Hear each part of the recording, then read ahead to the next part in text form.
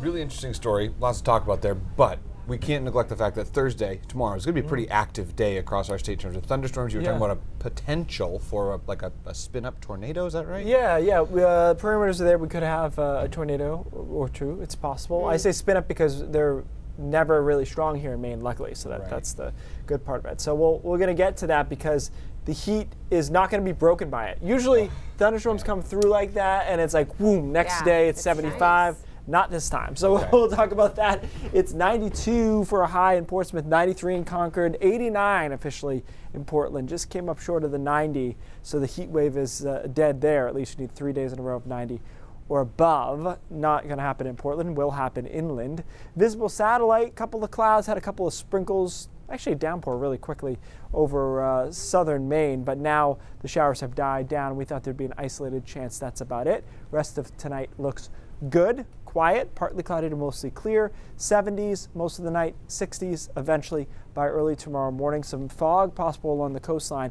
And we start off tomorrow and it's quiet enough. Some fog along the coast, mixture of sun and clouds inland. We get hot again through the middle of the day. It feels a lot like today, and then here comes the severe weather coming in from the west. And again, I do think the parameters look pretty good here for severe storms. So the question is it a squall line as depicted here? Is it discrete supercells or strong thunderstorms that come through? That's what we're going to have to kind of figure out as it develops tomorrow. But I think a pretty good chance of strong to severe storms over the southern half of the state especially, and then a secondary line developing in the mountains where we could see severe weather there in the late afternoon, early evening.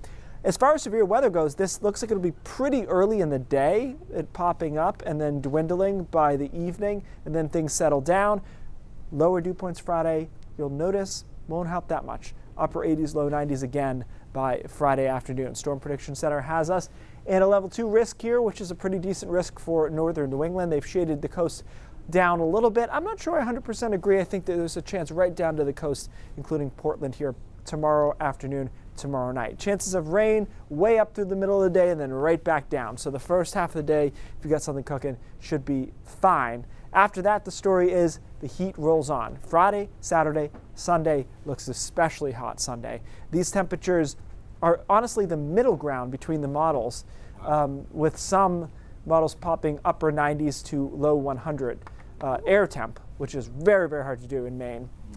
So we'll keep an eye on that after we get through those thunderstorms, and then we're back to a little bit more average temps Monday, Tuesday, Wednesday. And average this time of year, not bad, 80 degrees or so. I think that'll be popular, especially Sunday. I'm telling you, the way this Sunday lines up is really going to be oppressively hot. Good news is for a lot of us, we're not working, so you can go and do something recreational with it. Well, and you lived here your whole life. I mean, this is not unnatural for Maine to see maybe a couple of days, maybe a week, right, where we're in the real high 90s, just real oppressive humidity. It's nothing like the 41 Celsius they're getting in the UK or anything like that as far as anomaly. It's just hot. It's just unnatural how much I sweat, I guess. Well, that's a whole other. You and I are. Talk about that later. Yeah. You and I are the same. Keith, fine, whatever. You're perfect. Great. Thanks. Bye.